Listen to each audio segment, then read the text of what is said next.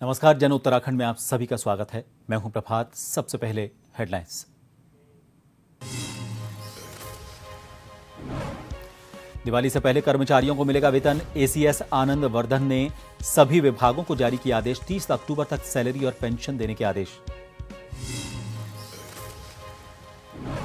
केदारनाथ उपचुनाव को लेकर भाजपा कांग्रेस के बड़े बड़े दावे। कांग्रेस की आज दिल्ली में हुई बड़ी बैठक। आगे की रणनीति पर मंथन।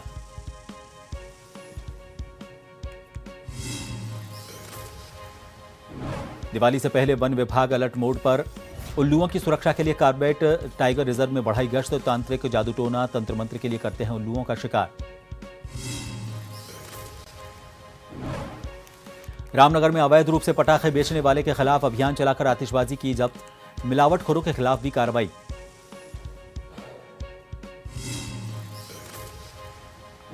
और हरिद्वार के बहादुराबाद थाना क्षेत्र में कोर कॉलेज के पास पुलिस और बदमाशों की मुठभेड़। गोली लगने से बदमाश नितेश घायल। फायरिंग कर दहशत फैलाने का आरोप।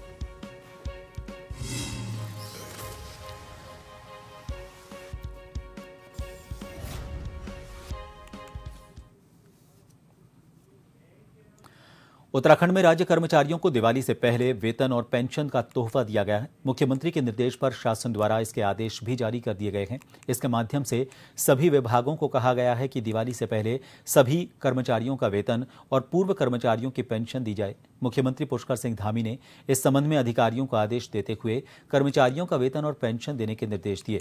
इसके बाद शासन की तरफ से ये आदेश जारी किए गए हैं।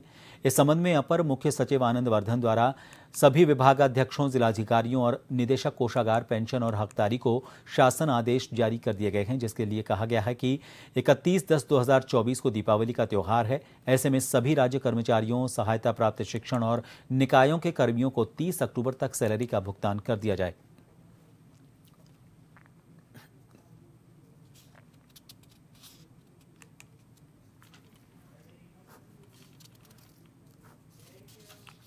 उत्तराखंड की केदारनाथ विधानसभा सीट के उपचुनाव के लिए भाजपा ने 40 स्टार प्रचारकों की सूची जारी कर दी है। इसमें मुख्यमंत्री पुष्कर सिंह धामी, भाजपा प्रदेश अध्यक्ष महेंद्र भट्ट समेत 6 सांसद, धामी सरकार के 6 मंत्री, 3 पूर्व मुख्यमंत्रियों समेत कई नेता शामिल हैं।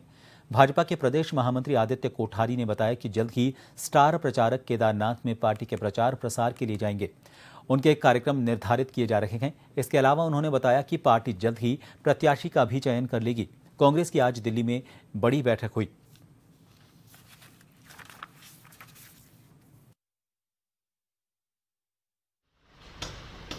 भारतीय जनता पार्टी ने केदारनाथ विधानसभा चुनाव की दृष्टि से अपनी पूरी तैयारी कर ली है और उसके लिए चुनाव आयोग के द्वारा नाम स्टार प्रचारकों के रूप में मांगे गए थे। तो भारतीय जनता पार्टी ने अपने वरिष्ठ नेताओं के 40 नेताओं के नाम भेजे थे और चुनाव आयोग के द्वारा 40 वरिष्ठ नेताओं को स्टार प्रचारक के रूप में अपनी स्वीकृति दी है और हम लोग यथाशीघ्र प्रत्याशी का चयन हमारा केंद्रीय पार्लियामेंट्री बोर्ड करके उसकी घोषणा हो जाएगी और 29 तारीख को अंतिम दिन है नामांकन का, तो उससे पहले ही जो है सारी प्रक्रिया पूरी होगी। उत्तराखंड प्रदेश में जहां भारतीय जनता पार्टी द्वारा पार्टी के प्राथमिक सदस्यता अभियान चलाया गया है, इससे बड़े स्तर पर करीब 75% लक्ष्य भाजपा के सदस्य ग्रहण करने के बाद अब पार्टी द्वारा सक्रिय सदस्यता अभियान चलाया जा रहा है। जनपद उधम सिंह नगर प्रभारी मनोज पाल सिंह ने बताया कि जो हमारा संघात्मक जिला है काशीपुर, उसमें पार्टी ने हमें जिम्मेदारी सौंपी है। जसपुर विधानसभा क्षेत्र में 145 बूथ हैं। इस हिसाब से हर बूथ पर पार्टी ने 2 सदस्यों को रखा है। तीनों अध्यक्षों के साथ बैठक कर एक बूथ पर 2 सदस्य बनाने का काम शुरू किया गया है।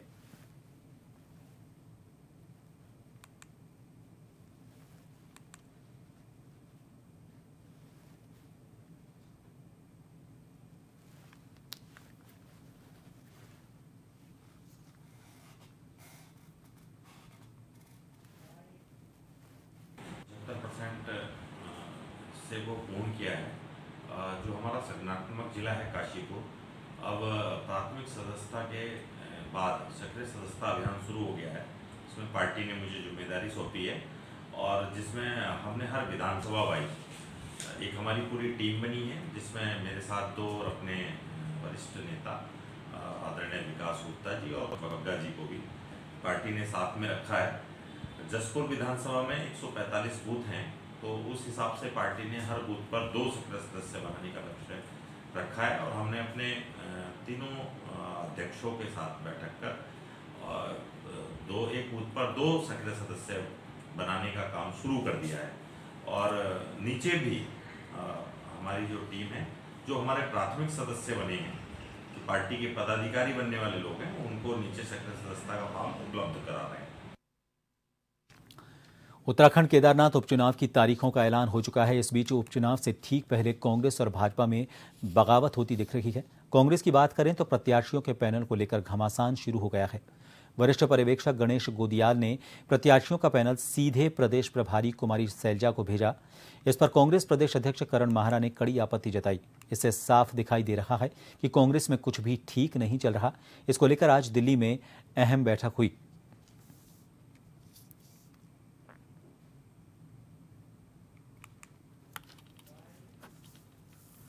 जनता पार्टी में टिकट चयन प्रक्रिया की एक स्वस्थ परंपरा है और चयन प्रक्रिया की एक प्रक्रिया है और उसमें निश्चित रूप से जो हमारे कार्यकर्ता है वो उसमें आवेदन कर सकते हैं। उन सबके आवेदन प्राप्त हो चुके हैं और हमारा जो शीर्ष नेतृत्व है, हमारा जो पार्लियामेंट्री बोर्ड है वही तय करता है और उसमें वही निर्णय लेता है और जल्दी ही हमारे यहाँ निर्णय आएगा और सभी कार्यकर्ता हमारे पूरे मनोयोग से जो भी भारतीय जनता पार्टी का प्रत्याशी होगा उसका विजय बनाने के लिए सभी संकल्पित है। और निश्चित रूप से केदारनाथ विधानसभा में हमारे पास हमारी सीट थी और हम ही उसको जीतने वाले हैं। उत्तराखंड में सख्त भू कानून लागू करने और मूल निवास 1950 लागू करने सहित कई मुद्दों को लेकर देहरादून के परेड ग्राउंड में तांडव रैली निकाली गई। उत्तराखंड क्रांति दल के कार्यकर्ताओं सहित विभिन्न संगठनों के लोग यहां इकट्ठा हुए और वहां से मुख्यमंत्री आवास तक रैली के रूप में पहुंचे। मुख्यमंत्री आवास से पहले ही भारी संख्या में मौजूद पुलिस बल ने बैरिकेड लगाकर प्रदर्शनकारियों को रोक दिया। इससे नाराज प्रदर्शनकारियों ने जोरदार प्रदर्शन किया।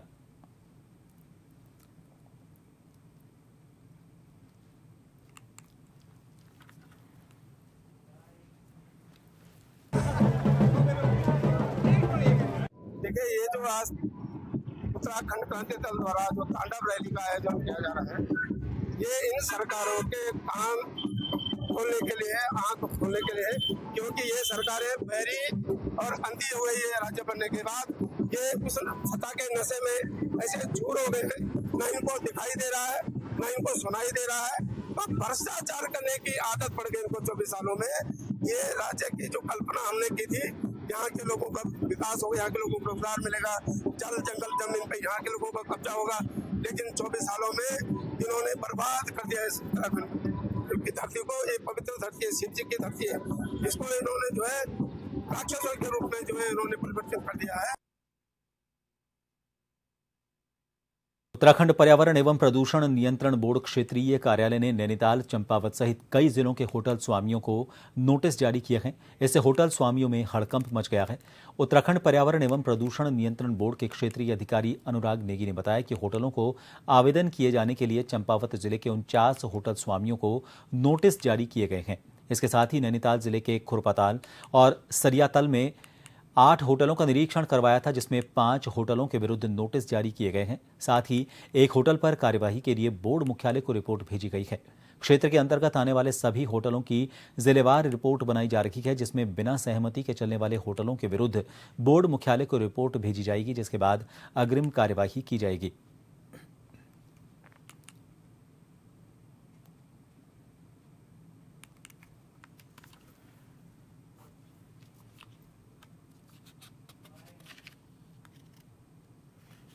जिले में भी 49 होटल हैं, उनको अभी एक आवेदन अप्लाई करने के लिए हमने नोटिस जारी करे हैं। फिलहाल प्रथम दृष्टि में अगर आवेदन प्राप्त नहीं होते हैं तो एक रिपोर्ट बना करके हम बोर्ड मुख्यालय उनके खिलाफ सूची करेंगे। और इसके अलावा हमने भी नैनीताल जिले में खुरपाताल और ये सरियाताल में एक इंस्पेक्शन करवाया था। इसमें हमने 8 होटलों का इंस्पेक्शन करा था, जिनमें से 2 होटल तो सही पाए गए थे और 5 होटलों के खिलाफ हमने एक नोटिस जारी करा है क्षेत्रीय कार्यालय स्तर से, और एक होटल के खिलाफ हमने जो है अभी बोर्ड मुख्यालय कार्रवाई करने के लिए सख्ती की गई है। जिलेवार हम एक रिपोर्ट तैयार कर रहे हैं और जिलेवार हम देखेंगे कि कितने होटलों द्वारा सहमति प्राप्त करी है। जिन होटलों के द्वारा सहमति प्राप्त नहीं की गई है उनके खिलाफ कार्रवाई करने के लिए सख्ती करेंगे बोर्ड मुख्यालय में। हरिद्वार की कोतवाली रानीपुर पुलिस को बड़ी सफलता हाथ लगी है। नकली शराब बनाने वाली फैक्ट्री का भंडाफोड़ करते हुए एक आरोपी को दबोचा गया है। पूरा मामला दादूपुर गोविंदपुर का है। आपको बता दें, यहां पर दो व्यक्ति किराए पर दुकान लेकर उसमें नकली शराब बनाने का गोरख धंधा कर रहे थे। यहां से भारी मात्रा में अल्कोहलिक केमिकल और नकली शराब बनाने में इस्तेमाल सामग्री बरामद की गई है। दोनों आरोपी बेहद शातिर हैं। फरार आरोपी केमिकल लेकर आता था और फिर दोनों आरोपित मिलकर अल्कोहलिक केमिकल में एक निश्चित मात्रा में पानी मिलाकर उसमें शराब जैसा रंग लाने के लिए फूड कलर मिलाते थे। इस तैयार नकली शराब की तीव्रता बढ़ाने के लिए इसमें यूरिया मिलाया जाता था। तैयार की गई नकली शराब को ठेके से कम दाम में चलते फिरते लोगों को बेचा जाता था।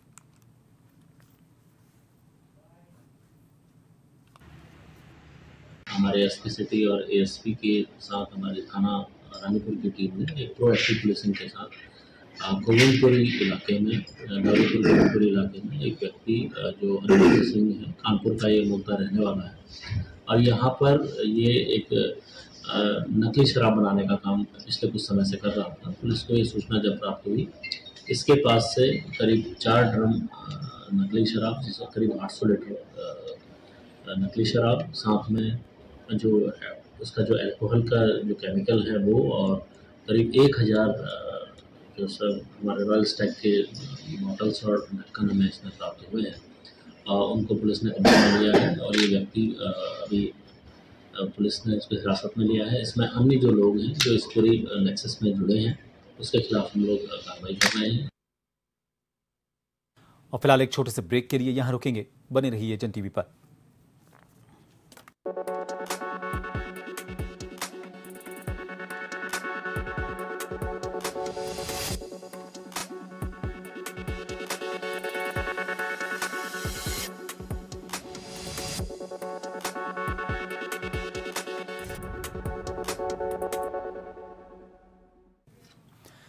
ब्रेक के बाद एक बार फिर आप सभी का स्वागत है। उत्तरकाशी जिला मुख्यालय में स्थित मस्जिद को हटाने की मांग को लेकर हिंदू संगठनों के आह्वान पर उत्तरकाशी में जन आक्रोश रैली निकालकर विरोध प्रदर्शन किया गया। भटवाड़ी डूंडा तहसील में भी संपूर्ण बाजार बंद रखकर संयुक्त हिंदू संगठनों के आह्वान पर बाजार पूरी तरह से बंद रखे गए, जिसमें 4 धाम यात्रा पर आए तीर्थयात्रियों को पानी तक नहीं मिल पाया। हिंदू संगठनों ने मस्जिद हटाने की मांग को लेकर आक्रोश रैली में हनुमान चौक आयोजित कर महारैली में हिंदुत्व के बड़े चेहरे स्वामी दर्शन भारती, लखपत भंडारी, राकेश स्वामी केशवगिरी, इन लोगों को भी शामिल किया। वो भी शामिल होने पहुंचे।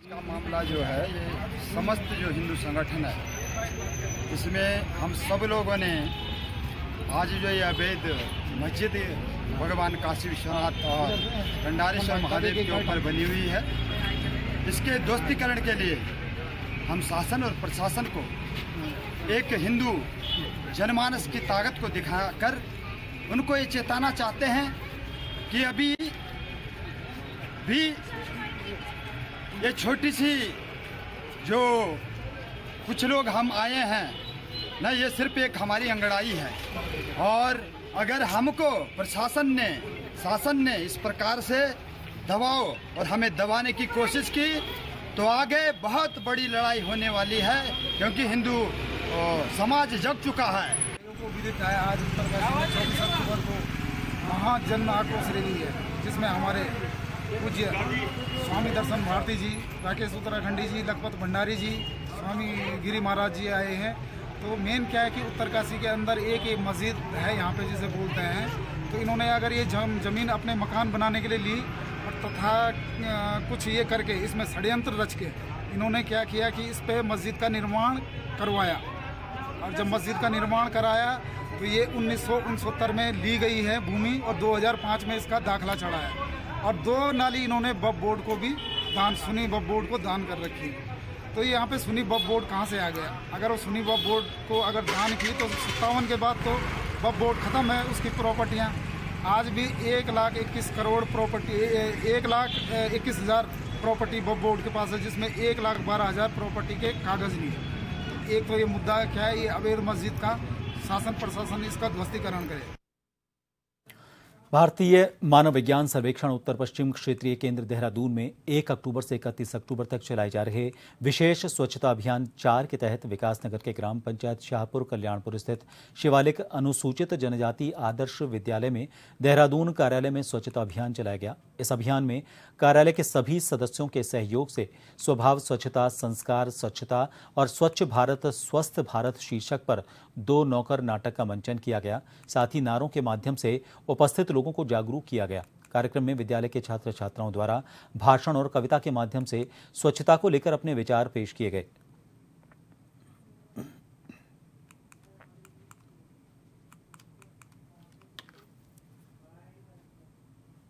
मानव विज्ञान सर्वेक्षण के तरफ से हम लोग आज शिवालिक अनुसूचित जनजाति आदर्श विद्यालय के बीच में आए हैं। यहाँ पे बच्चों के बीच में ये अवेयरनेस क्रिएट करने के लिए कि स्वच्छता हमारा एक समाज का एक बहुत अच्छे रूप से स्वीकार कैसे किया जा सकता है, क्योंकि बच्चे ही कल की पीढ़ी आगे बढ़ाने के कार्यक्रम करते हैं। तो बच्चों के अंदर ये जागरूकता लाने की कोशिश हम लोग किए हैं और उसके साथ साथ हमारा 1 महीने से चल रहा है बहुत सारा प्रयत्न के बीच में इसको हम लोगों ने सबसे ज़्यादा महत्वपूर्ण दिया है। और इसके तहत हम लोग एक वृक्ष माँ के नाम जो प्रधानमंत्री जी का एक और सपना है, उसको भी हम लोग यहाँ पे 50 वृक्ष रोपण करेंगे। उत्तराखंड यातायात निदेशालय यातायात प्रबंधन के लिए बड़ी योजना तैयार कर रहा है। इसके लिए एआई की भी मदद लेने पर काम किया जा रहा है। पुलिस महानिरीक्षक और निदेशक यातायात अरुण मोहन जोशी ने इसका सॉफ्टवेयर तैयार करने वाले समूह आर्किड्स को दून के लिए हार्डवेयर और सॉल्यूशन का आकलन करने के निर्देश दिए। वहीं यातायात निदेशक अरुण मोहन जोशी ने बताया कि ट्रैफिक पुलिस की कोशिश है कि यातायात प्रबंधन को बेहतर किया जा सके। इसके लिए एआई की मदद भी ली जाएगी। इसकी मदद से ट्रैफिक को कंट्रोल किया जा सकता है।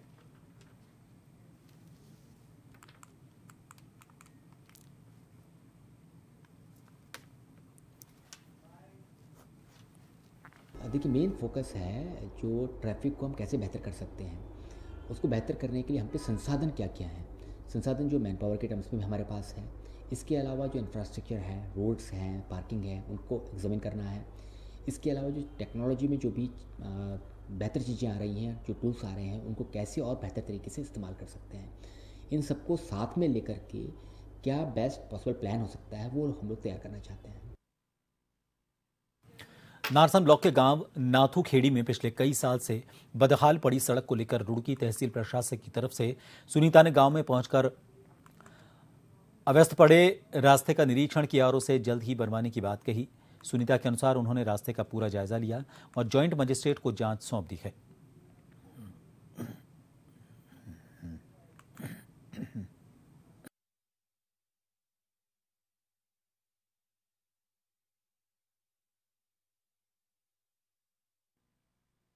रास्ते में कुछ लोग नाली बनाने का विरोध कर रहे थे। उस नाली बनाने नहीं दे रहे थे। उस संबंध में प्रधान जी की एप्लीकेशन पे जांच करने आए और रोड की स्थिति बहुत खराब है। पानी पानी हो रखा है, लोगों का पानी रोड पे आ रहा है, सारा पानी। तो यहाँ पे रोड बनेगी और साइड से नाली बनेगी और आगे तक सबका पानी उस नाली से होते हुए आगे चला जाएगा। रोड पे किसी का पानी नहीं जाएगा। ये व्यवस्था ठीक हो जाएगी। बहुत से लोग विरोध भी कर रहे हैं मैम, किस तरह से उसको? विरोध का कुछ नहीं, सरकारी जमीन है, सरकारी जमीन में नाला बन रहा है। उनकी खेती पे, उनकी जमीन पे नहीं बन रहा है नाला सरकारी जमीन पे बन रहा है। उनके विरोध से कोई वो नहीं है। उनको समझा दिया हमने, बात कर दी है उनसे।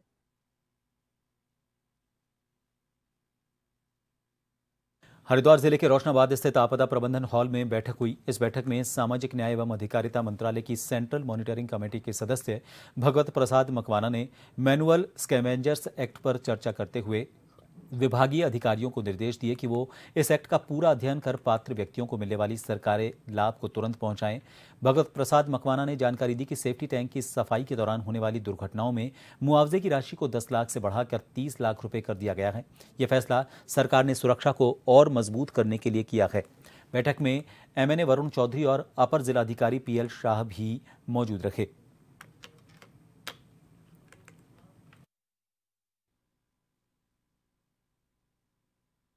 जो मैनुअल स्कैवेंजर एक्ट का सुप्रीम कोर्ट ने 20 अक्टूबर 2023 को आदेश दिए हैं पूरे देश के लिए कि जो मैनुअली सफाई का काम करते हैं ऐसे लोगों का चयन किया जाए। भारत सरकार, केंद्र की मोदी सरकार उनको एक मुश्त 40,000 रुपये अनुदान देगी, ट्रेनिंग कराएगी और 50 लाख तक के ऋण देकर स्वरोजगार के अवसर देगी।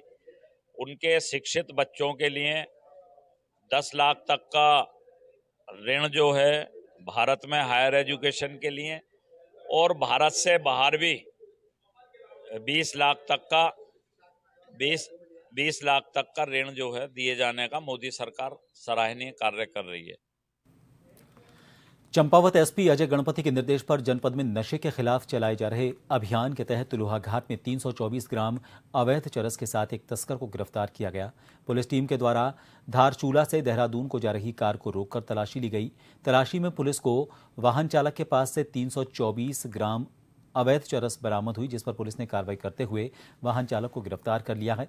एनडीपीएस एक्ट के तहत मुकदमा दर्ज कर उसे गिरफ्तार किया गया है। वाहन को सीज किया गया है। आरोपी को आज माननीय न्यायालय में पेश किया गया। एसएचओ ने कहा कि नशा तस्करों के खिलाफ लोहाघाट पुलिस का अभियान लगातार जारी है।